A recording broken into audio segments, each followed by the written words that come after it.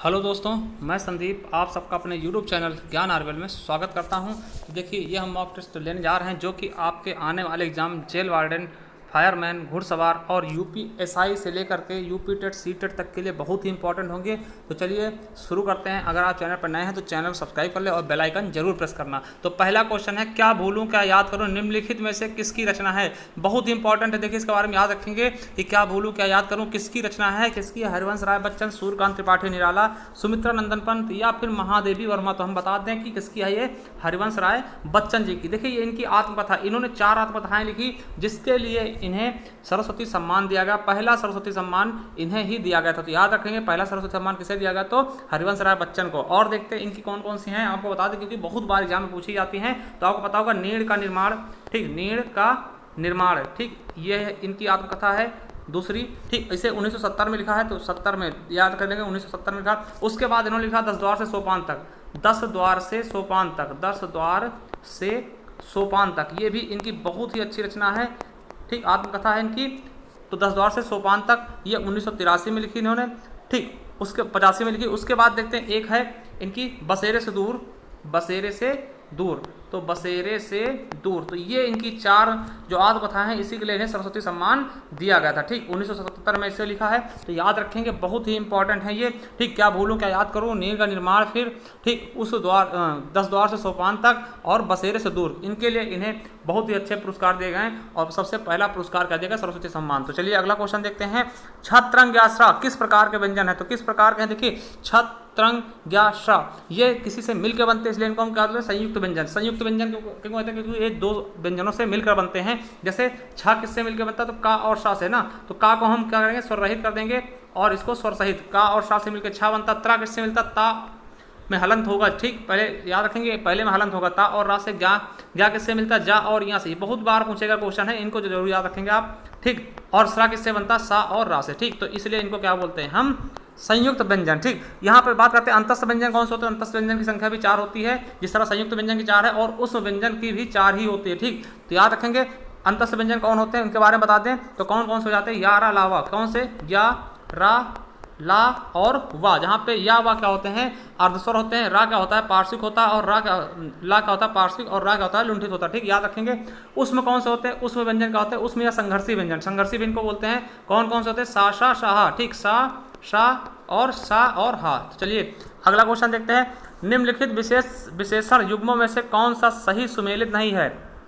आत्मा का आत्मिक, कृपा का कृपालु, पठन का पठनीय, भूमि का भौम। तो कौन सा नहीं है, पठन का पठनीय। देखिए पढ़ना क्या होता है, क्रिया होती है, ठीक। तो चलिए अगला क्वेश्चन देखते हैं। निम्नलिखित में से कौन सा कालवाचक अव्यय नहीं है, तो कौन सा कालवाचक अव्यय नहीं है, इसे बताना है। तो कौन सा नहीं होगा, देखिए भीतर क्या है, भीतर कालवाचक नहीं है। भीतर क्या है आपका, यही आपका कालवाचक नहीं। ये कौन सा, स्थानवाचक है, ठीक। कौन सा हो जाएगा, स्थानवाचक। तो हमारा डी ऑप्शन बिल्कुल ही राइट हो जाएगा। चलिए अगला क्वेश्चन देखते हैं। निम्नलिखित तद्भव तत्सम युग्मों में से कौन सा सही सुमेलित नहीं है। घर का मकान, ठीक, घर का क्या हो जाएगा, मकान है। नाच का नर्तन और तीर्थ का तीर्थ और दही का दही। तो कौन सा सही सुमेलित है, ये बताना आपको कि कौन सा सही सुमेलित है। तो देखिए हमारा क्या हो जाएगा, सी ऑप्शन बिल्कुल राइट हो जाएगा। मकान ग्रह होता घर का, ठीक, दही का दधी होता, ठीक है। तो ये चीज याद रखेंगे आप, ठीक। चलिए अगला है, गौरव का विलोम शब्द क्या होगा। गौरव का क्या होता है, देखिए गौरव मतलब क्या होता है, और गौरव क्या हो जाएगा, गौरव मतलब बहुत महानता वाला होता है, तो उसका मतलब क्या हो जाएगा, लाघव, ठीक। तो हमारा सी ऑप्शन बिल्कुल ही राइट हो जाएगा। देखिए आप क्या है कि गद्यांश दिया गया, इसमें से 3 क्वेश्चन आपको पढ़ के इसके बताना है। तो आपको गद्यांश देख लीजिएगा ध्यान से, फिर इसके हम आंसर करवाएंगे। देखिए हम ज़्यादा इसको हम पढ़ा सकते नहीं, इसलिए थोड़ा सा आप लोग देख लेना रोक के, ठीक। चलिए आगे देखते हैं। तो देखिए आपने पढ़ लिया होगा। तो देखिए पहला क्वेश्चन है, भोजन, औषधि, लकड़ी और अन्य उत्पादों के लिए मानव किस पर निर्भर करता है। देखिए आपको पता है कि भोजन जो है, औषधि है, लकड़ी है और अन्य उत्पादों के लिए मानव किस पर निर्भर रहता है, तो वनस्पति जगत पर, ठीक। किस पे, वनस्पति जगत पे, सबको पता है, ठीक। अगला है, किससे हरे पौधे ऊर्जा प्राप्त करते हैं। तो हरे पौधे किससे ऊर्जा प्राप्त करते हैं, ये आपको पता होगा, किससे, सूर्य से, क्योंकि सूर्य की किरणों से ही इन्हें भोजन बनाते हैं ये, ठीक। पत्तियों में इनका भोजन बनता है, तो याद रखेंगे, ठीक, क्योंकि उससे क्या होता है, सूर्य का प्रकाश मिलता है। चलिए अगला है, प्रस्तुत गद्यांश का उपयुक्त शीर्षक चुनिए। तो प्रस्तुत गद्यांश का जो शीर्षक होगा वो कौन सा होगा, पर्यावरणीय अंतःक्रियाएं, ठीक। तो हमारा सही ऑप्शन डी हो जाएगा। इसको आप लोग देख के वहाँ से कर लेना। ठीक, चलिए अगला देखते हैं। आप क्वेश्चन देखिए कर देखते हैं। जहां विरोध ना होते हुए भी विरोध का आभास हो वहां क्या होता है? देखिए जहां पर विरोध होते हुए ना होते हुए विरोध का आभास हो वहां पे क्या होगा? विरोधाभास अलंकार। जैसे भर लाऊं सीपी में सागर प्री अब मेरी हार विजय क्या। ठीक, तो देखिए सीपी में सागर नहीं भरा जा सकता है, ये आपको पता है। ठीक, तो इसीलिए यहाँ पर क्या हो जाएगा? आपको ऐसा लगेगा विरोध करने वाली बात है, तो आप यहाँ पर क्या कह देंगे? विरोधाभास अलंकार। ठीक, अतिशयोक्ति क्या होता है? जहाँ पर किसी चीज़ का बढ़ा चढ़ा के वर्णन किया जाए। ठीक, बढ़ा चढ़ा के वर्णन किया जाए वही क्या होता है? अतिशयोक्ति। ठीक, जैसा कि इसका फिल्म इंडस्ट्री में बहुत ज़्यादा यूज होता है। ठीक, चलिए अगला वक्रोक्ति क्या होता है? जब कहने वाला कुछ और कहे और सुनने वाला कुछ और सोच ले। ठीक, चलिए अगला क्वेश्चन देखते हैं। निम्नलिखित में से कौन सा लक्ष्मण का पर्यायवाची नहीं है? तो लक्ष्मण का कौन सा पर्यायवाची नहीं है ये आपको बताना है। तो देखिए अवधेश क्या है? लक्ष्मण का पर्यायवाची नहीं है। बाकी शेष, सौमित्र और अनंत ये तीनों आपके हैं। चलिए अगला, निम्नलिखित में से कौन सा कपि का अनेकार्थी शब्द नहीं है? कपि का कौन सा अर्थ नहीं होता? तो कप का हम बता दें, कप का क्या नहीं होता? शिव नहीं होता। ठीक, कवि का मतलब शिव नहीं होता। ठीक, तो कौन सा हो जाएगा हमारा? बी ऑप्शन बिल्कुल ही राइट हो जाएगा। अगला है हमेशा घूमने वाला। देखिए अगला क्या है कि निम्नलिखित में से कौन सा सही सुमेलित नहीं है? थोड़ा और नपा तुला भोजन करने वाला का मिताहारी बोलते हैं, बिल्कुल सही है। हमेशा घूमते रहने वाले क्या बोलते हैं? गंवार नहीं बोलते हैं। गंवार का होता है ग्रामीण का तद्भव रूप होता है। ठीक, तो हमेशा घूमने वाले क्या बोलते हैं? यायावर बोलते हैं ना, आपको पता भी होगा, हमने पढ़ाया भी है। तो यायावर बोलते हैं जो एक जगह स्थिर नहीं रहते, वो हमेशा घूमा करते हैं। ठीक, अगला देखिए वर्ष में एक बार होने वाला वार्षिक होता है, बिल्कुल सही। जिसे जीत लिया गया हो विजित हो जाता है, बिल्कुल सही है। तो हमारा बी ऑप्शन सी क्या जाएगा? गलत था। इसका सही क्या जाएगा? यायावर, है ना। चलिए अगले, गले का हार होना, इसका मतलब क्या था? गले का हार होना मतलब देखिए जैसा कि आपको पता फीमेल के लिए गले का हार होना मतलब क्या? बहुत ही प्रिय होना। ठीक, अत्यंत प्रिय होना क्या मतलब होता है? गले का हार होना। अगला है लंबोदर में कौन समास होगा? तो लंबोदर में क्या होगा? लंबा है उदर जिसका, अर्थात गणेश जी, है ना। तो देखिए तीसरा अर्थ निकल गया, मतलब तीसरा पद प्रधान हो गया। और तीसरा पद प्रधान होता किसमें? ये आपको पता होना चाहिए किसमें होता है? बहुब्री में। ठीक, तो हमारा सही ऑप्शन क्या हो जाएगा? बी। चलिए आगे देखते हैं। देखिए नेक्स्ट क्वेश्चन क्या कह रहा है? जो भाव अनुकूल परिस्थितियों में घटते बढ़ते हैं उन्हें कहा जाता है। तो उन्हें क्या बोलते हैं? संचारी भाव। देखिए संचारी भाव की संख्या कितनी है? 33 है। और भरत मुनि याद रखेंगे, इनकी संख्या पूछी जाती है 33 बताना। स्थायी भाव कितनी है? तो जितने रस होते हैं उतने स्थायी भाव होंगे। तो हमारा क्या होता है? 9 इनकी मूल संख्या होती है। ठीक, और विभाव अनुभाव के बारे में आप लोग जानते होंगे। ठीक, तो याद रखेंगे जो आपके भरत मुनि हैं उन्होंने संचारी भाव का बोला, जैसे पानी में उठने वाले बुलबुले होते हैं जो स्वतः उठते हैं और स्वतः ही विलीन हो जाते हैं। इसी प्रकार से संचारी भाव भी कभी कभार कहाँ घटते बढ़ते रहते हैं। ठीक, जैसे गुस्सा है तो गुस्सा हमेशा नहीं रहोगे। ठीक, कभी कहोगे तेज हो जाओगे, कभी कहा जाएगा कम हो जाएगा गुस्सा। ठीक, तो इस तरीके से। अगला है उन्नति में कौन सा उपसर्ग है? तो उत धन नति होता। ठीक, तो हमारा क्या हो जाएगा? ए ऑप्शन बिल्कुल ही राइट हो जाएगा, उत धन नति, उन्नति। ठीक, चलिए अगला देखते हैं। अगर इसमें संधि पूछता तो क्या जाता है? हमारा व्यंजन संधि, उत प्लस नति है ना, उन्नति हो जाएगा। चलिए अगला क्वेश्चन देखते हैं। निम्नलिखित में से किस शब्द में ई प्रत्यय नहीं लगा है? तो किसमें नहीं लगा है? घाटी, डोरी, टोकरी और खुजली। तो किसमें नहीं लगा है? खुजली में नहीं लगा है। ठीक, खुजली एक संपूर्ण शब्द है तो खुजली में नहीं लगा है। ठीक, चलिए इसमें देखिए घाट प्लस ई, टोक है ना, टोकर प्लस ई और डोर प्लस ई, डोरी है ना, इसमें खुजली में नहीं है। अगला है जहां उपमेय में उपमान की कुछ विशेषता दिखाई जाए वहां कौन सा अलंकार होता है? जहां पर देखिए उपमेय में उपमान की कुछ विशेषता दिखा दी जाती है वहां पर कौन सा अलंकार होता है ये आपको बताना है।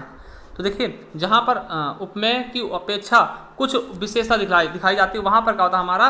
तो वहाँ पर हमारा सही ऑप्शन क्या हो जाएगा? व्यतिरेक अलंकार। क्या हो जाएगा? व्यतिरेक अलंकार। चलिए अगला क्वेश्चन देखते हैं। सदैव में कौन सी संधि होगी? तो सदैव में का सदधन एव, है ना, सदधन एव। तो क्या हो जाएगा हमारा यहाँ पे? कौन सी संधि हो जाएगी?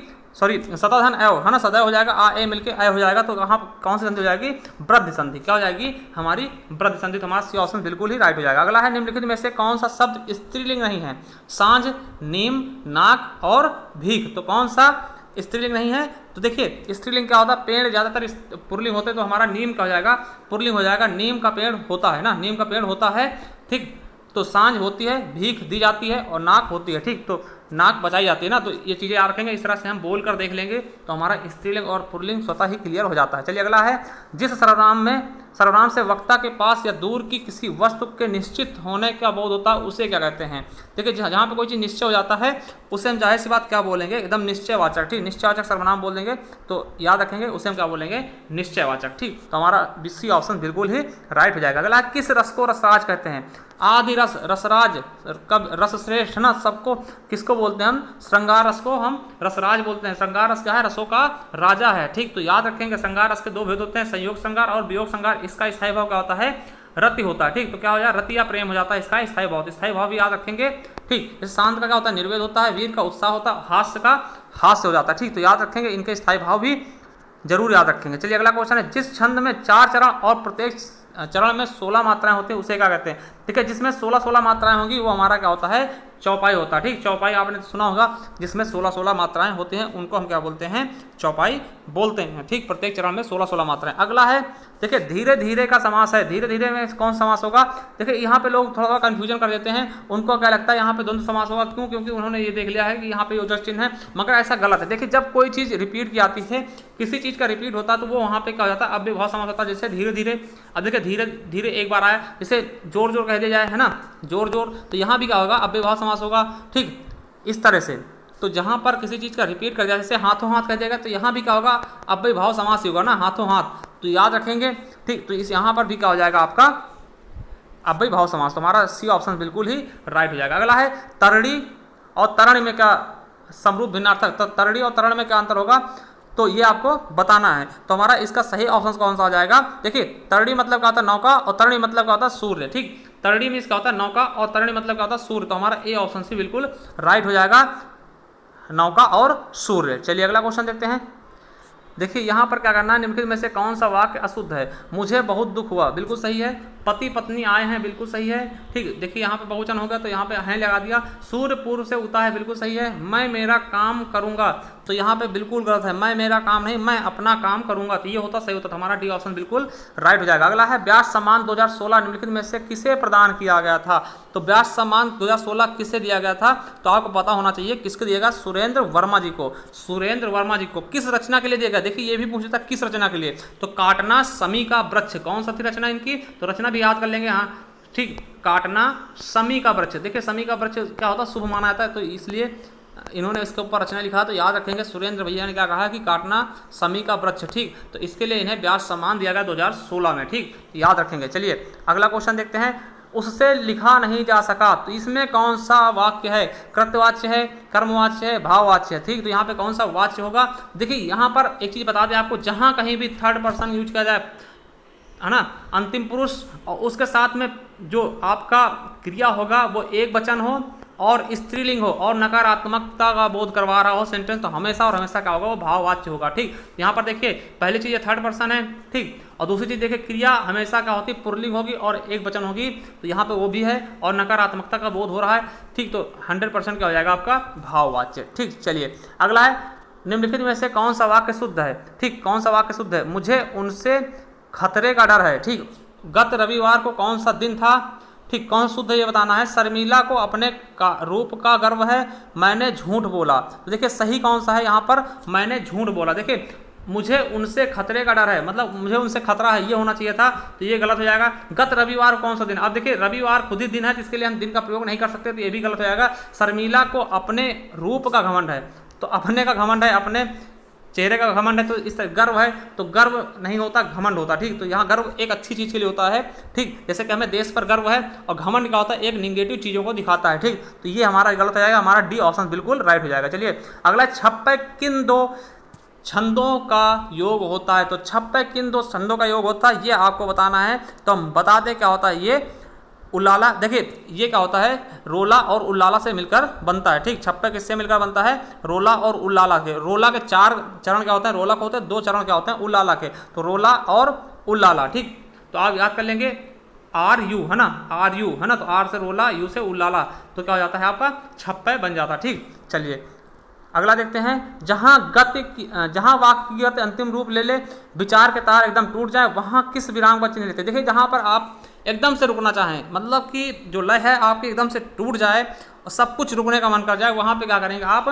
पूर्ण विराम लगा देंगे। तो पूर्ण विराम का चिन्ह कैसा होता है? ये ऐसा होता है, डंडे जैसा। ठीक, और देखिए अल्प विराम क्या होता है? आपको पता होगा अल्प विराम क्या होता है? ये होता है। और प्रश्नवाचक क्या होता है? ऐसा होता है। और योजक चिन्ह क्या होता है? ऐसा होता है। ठीक, यहीं पर एक होता है उप विराम। तो उप विराम ऐसे 2 काम ऐसे कि आपको देखा होगा अनुपात होता है, इस तरह से उप विराम होता है। इसको हम अपूर्ण विराम भी कहते हैं। ये क्वेश्चन भी आपके उसमें पूछा जा चुका है, तो याद रखेंगे। इसके अलावा एक होता है अर्ध विराम, जो कि एक बिंदी रख के फिर एक कॉमा नीचे लगा दिया जाता है ऐसे। ठीक, तो ये चिन्ह भी आपको याद रखने हैं। ठीक, अगला है, जान है तो जहान है, लोकोक्ति का अर्थ क्या होगा? संसार में जीवन है, संसार में जान बसी है, या जीवन ही सब कुछ है, या फिर इनमें से कोई नहीं। तो आपको पता है कि जान है तो जहान है, इसका मतलब जीवन ही सब कुछ है ना भैया, तो जीवन ही सब कुछ है, हमारा सही ऑप्शन सी हो जाएगा। अगला क्वेश्चन देखते हैं 34 नंबर, निम्नलिखित में से कौन सा वाक्य शुद्ध है? हम हिंदी सीख लिया है, या इतनी आलस ठीक नहीं है, ठीक नहीं, तुम्हारा गांव कौन सा है, या फिर आपका बातें बहुत मीठी हैं। ठीक, तो इसमें सही ऑप्शन कौन सा है, तो हमें बताना है कौन सा होगा। तो तुम्हारा गांव कौन सा है, यही बिल्कुल सही हो जाएगा। देखिए यहाँ पे